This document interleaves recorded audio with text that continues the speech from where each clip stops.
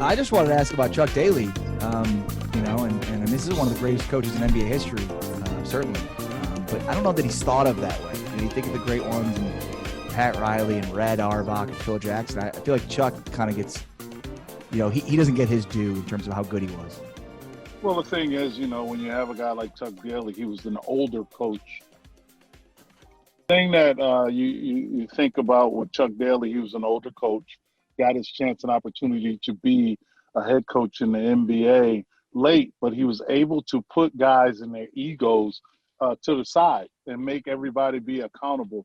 And Coop, being in the gym, knowing that if Magic's there, Kareem's there early, then you got to have your ass there early. Yeah, they talk about philosophies. They talk about the San Antonio way. They talk about this culture. But shoot, back then everybody had a culture. It was like if you knew this guy was the last person there, and I played with a guy like Charles Barkley, and I love Charles to death, but he wasn't the leader. Is the first one there and the last one to leave, and that's what you have to do. And Chuck Daly said, be responsible and accountable for yourselves. And when you do that, you'll see the improvement of your team. So the reason why he doesn't get mentioned a lot, you keep hearing guys like Popovich, you keep hearing because he won multiple championships, Phil Jackson, they won multiple championships. But here's the thing.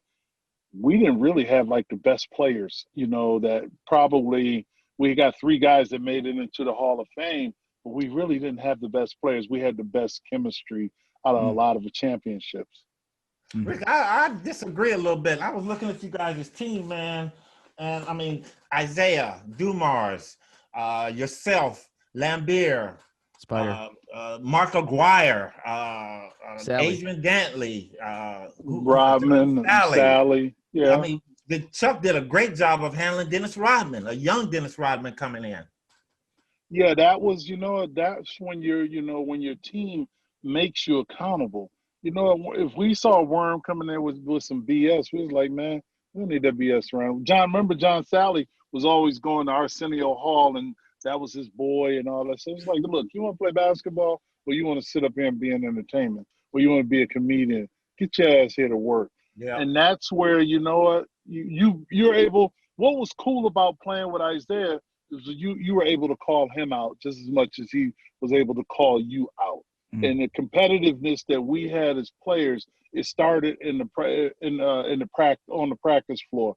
Coop, good and well, we had Vinnie Johnson, a microwave, similar to you. You were going to go at Magic and B. Scott and them and Norm and them. Yep. You were going at their ass because you wanted their time. Now it's like these guys inherit, and I ain't mad at them. I learned the other day from Chuck, Chuck D from Public Enemy. He was like, dude, you talking about guys that was 5 years removed from junior high school.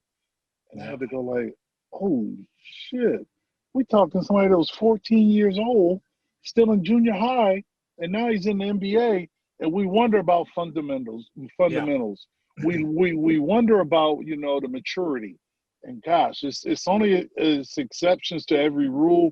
And I thought when LeBron James got in here at 18, I thought that LeBron was just, you look at him and you go, wow, this dude really worked at his craft and knew what he had to do to take it to the next level. So it's all about accountability from your teammates, not necessarily this San Antonio way, because we don't hear the San Antonio way anymore. Rick, last question, man. Who do you think's coming out the East and who do you think's coming out the West? And give us your championship pick. Well, I can tell you right now, where could you sell more T-shirts? Celtics, Lakers. You're gonna stop or the merch. Come on, Coop. If you see the Celtics and the Lakers in the finals, call me. You got the number. Call me, because you go like, okay, well, you sell a lot of T-shirts if it's Miami. What's the what? You look at where you can sell some T-shirts. I'm looking at the Lakers making it, getting to the finals because they do have talent, but they also have a commitment. When you down in a bubble in that atmosphere, you don't have home court advantage, but it's a dedication, boy. It's like, you're on lockdown, and I see Daniel House was a prime example of that with Houston, knowing that you can't do these things without repercussions. So then, you know, that's affecting your team because that's where we go back to accountability. We're here for a mission and not just because we're here. So I go Lakers and Celtics, and I go Lakers in 6.